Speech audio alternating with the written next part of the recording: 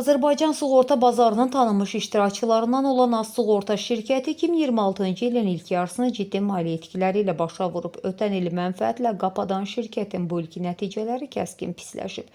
Maliyyə hesabatlarına əsasən şirkət bu ilin birinci yarısını 375 min manat xalis zərərlə tamamlayıb. Halbuki ötən ilin eyni dövründə sığortaçı 673 min manat xalis mənfəət əldə etmişdi.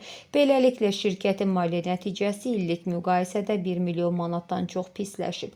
Zərərin əsas səbəbi gəlirlərin kəskin azalmasıdır. Xərclərin azaldılması istiqamətində atılan addımlar isə gəlirlərdəki böyük geriləməni kompensasiya edə bilməyib. Maraqlı məqam şirkətin investisiya siyasətindədir.